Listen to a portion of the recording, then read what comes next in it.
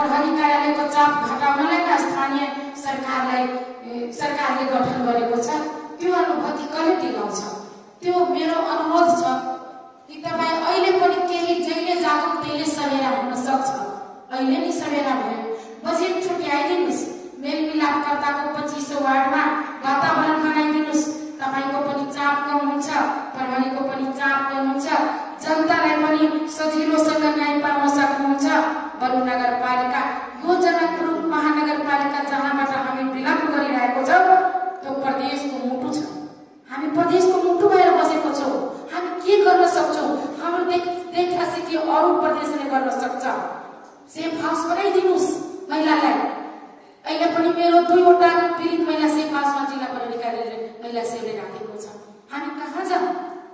सधैँ यसो जिल्ला प्रहरी कार्यालय जाने वातावरणबाट मुक्त बनाइदिनुस्। अनुरोध गर्छु।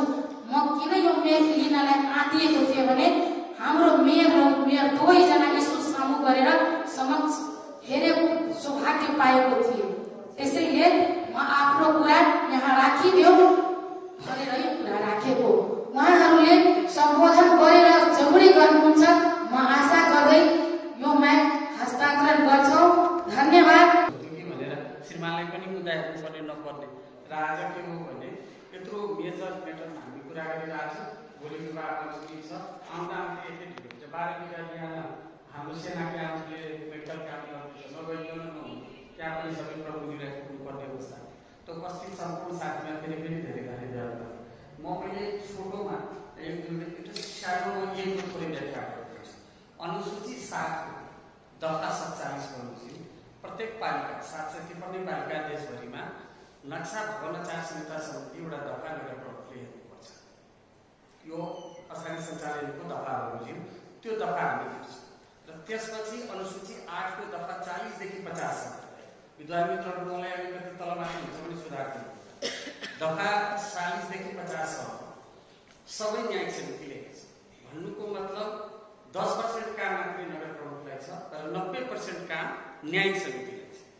र जनकपुर महानगरपालिकाको इजलास धेरै राम्रो थियो। आज धेरै दुःखको साथ भन्नु परेको छ, भन्दा नपनि हुन्छ। तर पनि जेएनजी आजकलमा यत्रो भवन हाम्रो 3 जना यो प्रमुखजी यही हुनुहुन्छ, हाम्रो प्रोफेसरजी र राकेश भाइ र हाम्रा मनसुरजी त्यहाँ न्यायकर्ताजी हुनुहुन्छ। एकदम सिस्टम मतलब हामी मुद्दा दिने, त्यसपछि तारिख दिने, टाइममा प्रत्युत्तर लगाउन समय दिने। त्यसपछि एउटा कुरामा म अलिक थोरै थप्छु। म अलिकति थोरै थपिन्छु। रुकाजीले कुनै पनि मुद्दामा मेलमिलापलाई प्राथमिकता दिनुपर्छ भनेर उहाँको जोर आएको छ। जो निर्णय